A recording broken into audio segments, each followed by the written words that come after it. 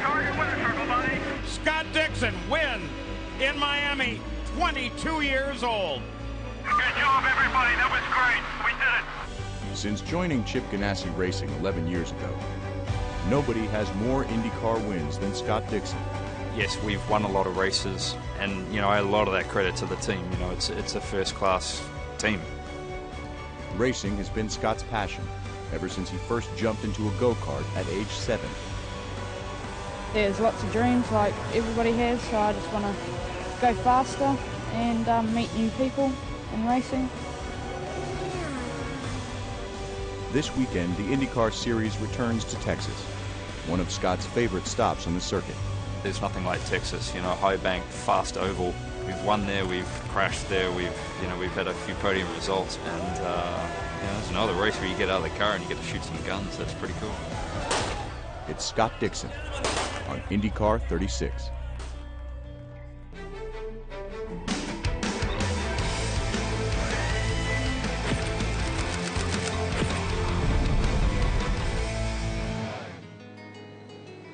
It's just past lunchtime on the first Friday in June. Scott Dixon and the IZOD IndyCar Series are in Texas for tomorrow night's Firestone 550, the 25th IndyCar race at Texas Motor Speedway. For me, it's cool. The cars look faster, you know, the sparks, you know, just how the lights hit the cars, you know, it's really fun. And we do have, you know, the occasional other race under lights, but there's nothing like Texas, you know, high bank, fast oval to push out, you know, a good 300 or 400 miles.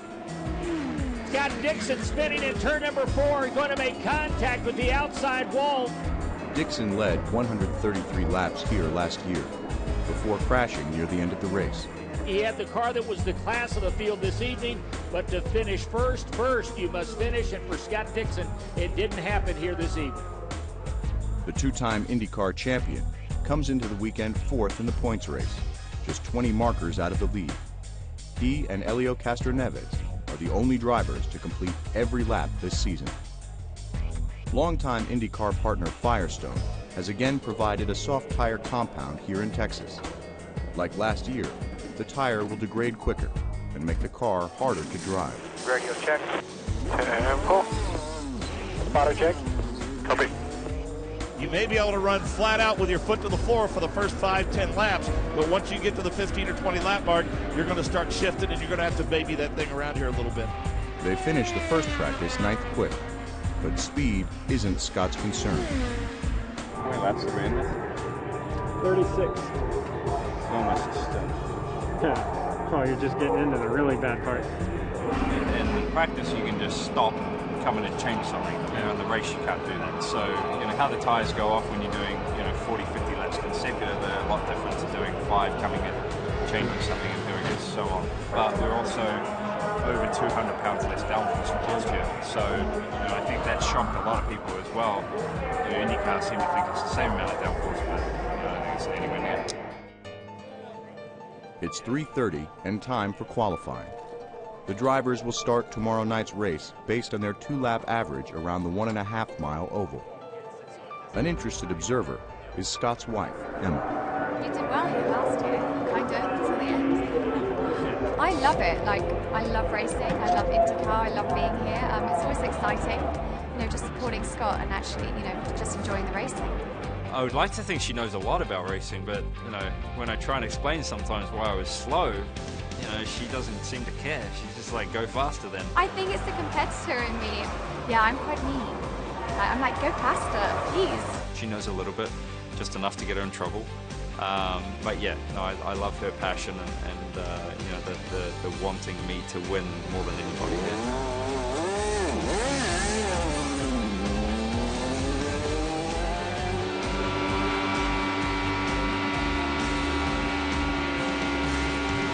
Here comes the two-time IZOD IndyCar Series champ to take the checkered flag. So Scott Dixon with a 2-lap average of 2:16.447.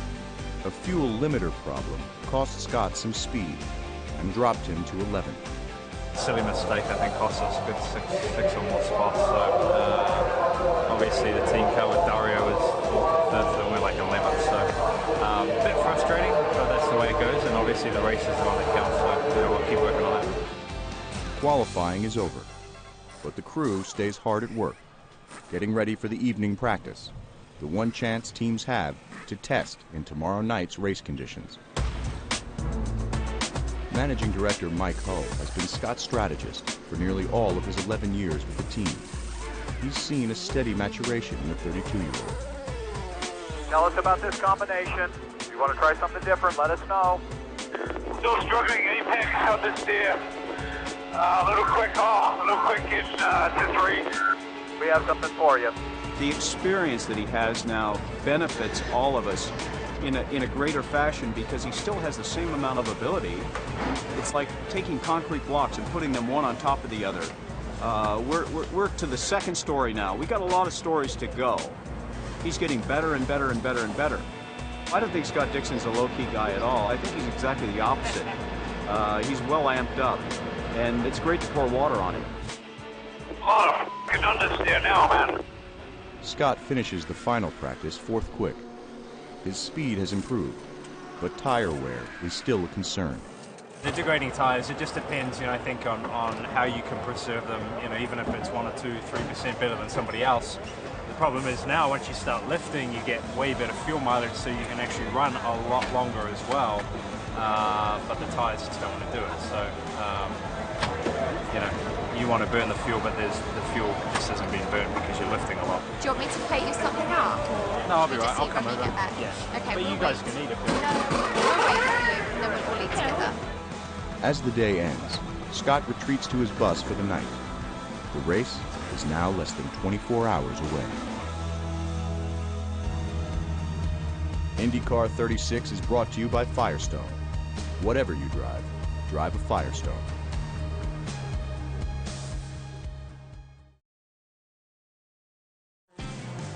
New Zealand's Scott Dixon started racing go-karts at age 7, and by 13, he was winning championships. The speed, obviously, the thing you like?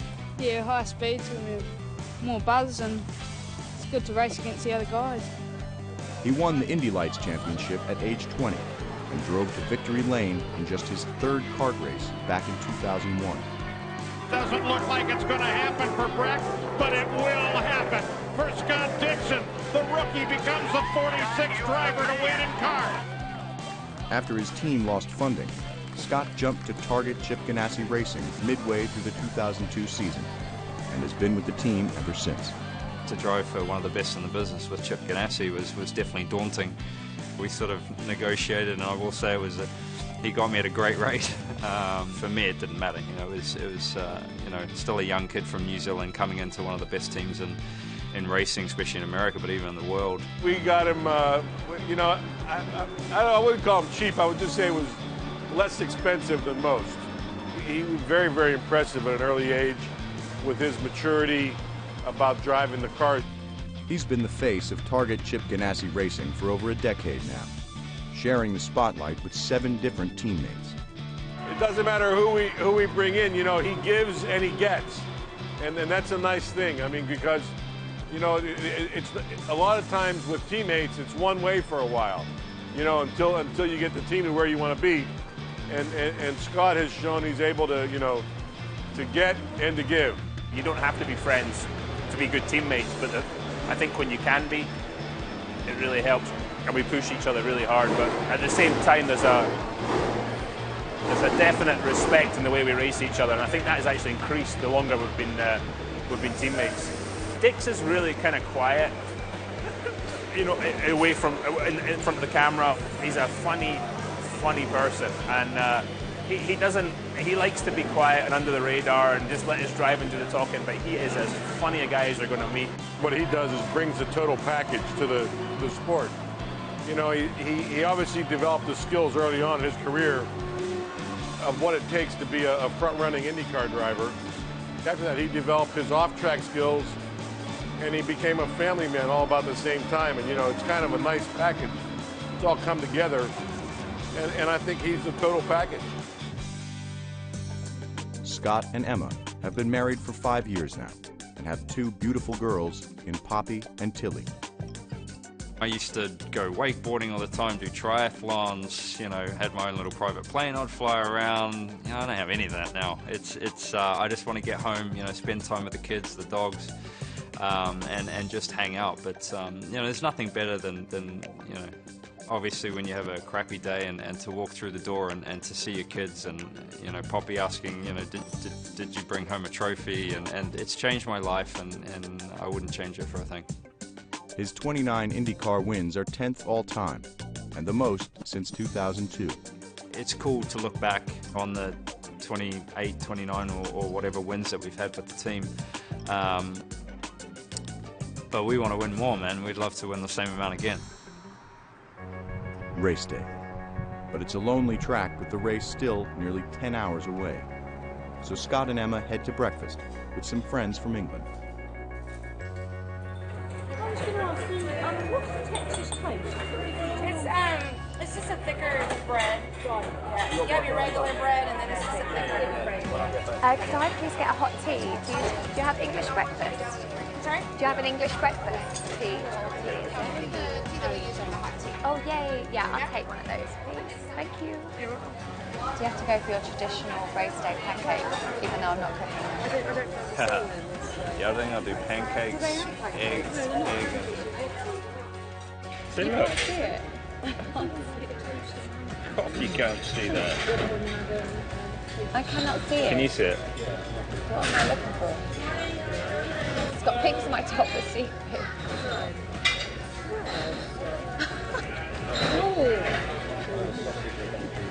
And it was like inside, so like in the daylight, it's way worse. Oh dear. Scott can't get his head around the European girl that doesn't wear No, I gloves. do, but not you. Yeah, I'm still quite a reserved person, and you know, I love just, you know, being in my element, you know, being with, you know, people I know really well. I try to be true to who I am. I don't try to put on any persona, but I think, you know, for me, you know, Emma, you know, has brought me out, I guess. Not like I'm coming out, but brought me out a little bit.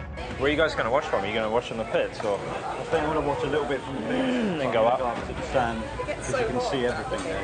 Yeah. Who do you think is going to be the big players today? I don't know. It's kind of a mixed bag, but I don't know. Dario looks strong. Marco. TK looks strong at final practice. I think it's wide open. So were you much happier after like your last practice after? Because I know you had troubles in qualifying. Were you like much happier? Yeah, I think the car's decent. Qualifying we just had the limiter problem, but yeah, final practice was good. We'll see. I hope you're shooting those guns at the end. Bang bang. Scott's chance to get back to victory lane is now less than 8 hours away.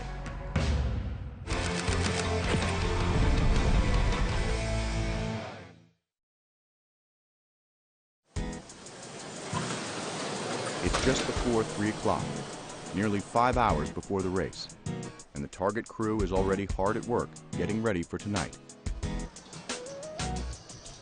Meanwhile, Scott Dixon, Dario Franchitti, and the other IndyCar drivers are in the fan village signing autographs. Hey, man, here's the deal. We got this autograph session going on for an hour. Doing that today? Hope so, man.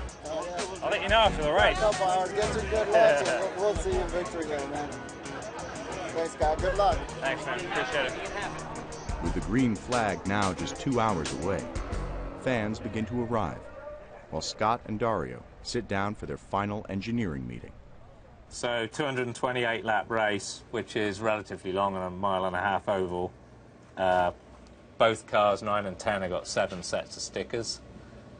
We're looking at anything over 50 laps as a stint on fuel, but to be honest, it's unlikely we're going to go the full 50 before either getting a yellow or pitting. Obviously the grip's going to increase as the night goes on, we hope. So your longevity should be better, yeah. It didn't do that much last year, though. I don't know if we just didn't keep up with the change enough, but... I don't know. Like, it was dark when I crashed. Yeah. One of the most obvious things tonight is we have 2 really good race drivers who have something. They should. Well, they better show up in a couple hours with something between their ears. That's the key to tonight, because the experience that you 2 guys have makes the big difference tonight. Cool. All right. have a good night. Okay. Next stop is the hospitality tent for a pre-race meeting with target sponsors. Definitely keep an eye on the strategies and how things are playing out. You're in a great spot up there to see actually cars slowing down, ones that are able to go longer, ones that have to pit earlier. But there's going to be a big array of mistakes and things going on. So hoping for a good night. You going to win? I hope so. Of course. That's what we're here for, right? We're here for the trophy.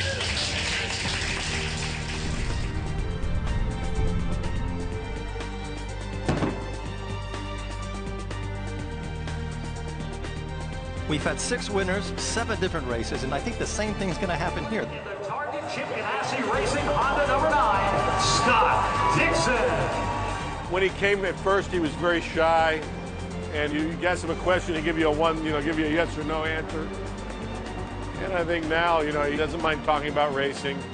He enjoys the fans. He enjoys the sponsor commitments. Getting married and having a family, I think, is just taking him to that, that next level of a person that, we'd all wish we could be someday. Steve, love you, Dean. Really go for it. Drive like last week. Love you. Love you. Hey, boys. Be safe. Drivers, start your engine! The Firestone 550 is green. Green, green, green. What is that all about? Scott falls back 2 spots at the start after being slowed going into turn 1. He's got momentum coming off the turn, about to go underneath Ed Carpenter. Ed Carpenter goes for the proper racing line, and Scott Dixon gets out of it. That's close. He at the start, and then he did the same thing to TK that nearly crashed a bunch of us. We're at bands, man, on the dog leg. You can't just go to the grass if somebody's already on the inside of you. You got to tell them that, Robbie. By lap 4, Scott is back up to 9th place when there's a problem on the track.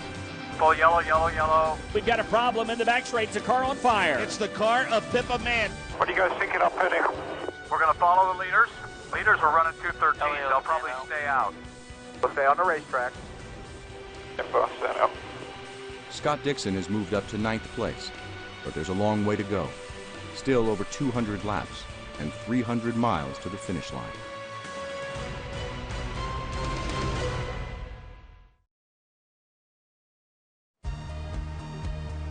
INDYCAR 36 was brought to you by Firestone.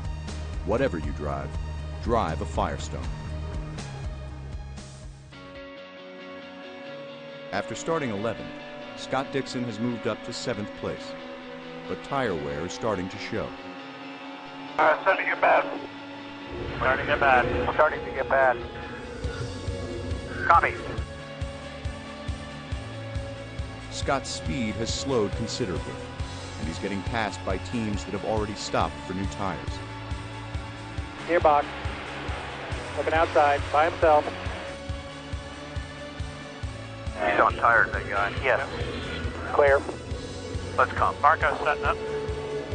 We're going to pit, Scott. Let's pit now. He's up to 5th place by the time they make their first pit stop on lap 49. Pit lane. All the way down here with Blair. Big red suit for you. We got the board out. Straight in on the board now for us. Scott Dixon in for the attention of the target crew. He had a big moment at the start of this race. It's been a strong charge back up, though, for Scott Dixon. 4 tires and fuel, he's away. Clear, clear, clear. Let's go. You all right? I have no drive yet. The number 9 car of Scott Dixon is awfully slow off of pit road. Uh-oh, Dixon's in trouble on the backstretch. It's in gear, but no drive. Pull the clutch. Pull the clutch. The clutch is not pulled right now. There's no... You got no drive? It's not in emergency mode. The clutch is not pushed. There's no clutch pressure. Can we not get to emergency mode? Can you get to emergency mode, Scott? Have you tried that? Can you use the clutch? Yeah, it's just like the drive shaft is broken or something. Engine's still running, but nothing else. Copy that. Tough luck for Dixon here at this racetrack for the 2nd straight year. They may be able to get him fixed and get him back out. Try shifting it, put it in gear or something. Yeah. See if you can shift it. What I'm saying is the only gear that worked was reverse. Whatever drives forward but doesn't drive backwards is broken. Yeah. I think it's a mechanical issue, Eric. Okay. So, another gear stack. That's what we're going for. Yeah, Scott broke the main shaft. Wow. The crew has fixed the gearbox issue, and after spending 16 laps in the pits, gets Scott back on track. However, they quickly realize they still have a problem. But the engine just has no power. Got something coming out the back, Scott. You got some smoke coming out the back. We got too much oil in it. Is what Take it the easy problem right here. is. We got a lot of oil. Stop, it's gearbox oil. It's gearbox oil, Scott. Pit next time. We'll pit next time, Scott. Should we just put in what we took out? They had a canister over there, and then it's like they put in like 3 more quarts or something. Okay, we'll stop down there with Blair. We're going to put fuel in it. We're going to put a quick disconnect on the transmission. We're going to take some oil out, Scott. How much? I have no idea how much too much you put in, Rick. I don't know. Can you turn it off? When they replace the gear stack, they put in too much oil. And when they try and relieve the pressure, they have a bigger problem. All of a sudden, an explosion of some sort of liquid that got on 3 or 4 of the crew members, and that car is still sitting on pit lane. Boy, it just put a puff of smoke over everybody. Let's make sure everybody's okay here. Just oil out of the eyes. Yeah, I know. We're going to have to do tires, so we got people with crap all over. Mike, we got too much oil in the under tray. We got to go back. All right, Scott, we're going to go back and fix it. We'll roll you out of here and go back to the garage. The crew tried to make repairs back in the garage, but too much damage had been done, and Scott's night was over early. Car was good. You know, we were just sort of maintaining, a good pace there to try and, fight later in the day. So, it's frustrating. I think, come time the end of the race, I think we would have had a good sort of race car and a good car to race for the win, but this wasn't our day. Points leader Elio Castroneves wins the race, while Scott's 23rd place finish drops him to 7th in the points race. So it's on to the next race for Scott and Emma, who return home, this time without a trophy for the girls. Why do we have the worst luck? I don't understand it. We need to get exercise or something. See a voodoo doctor, I don't know. It's such a long week now.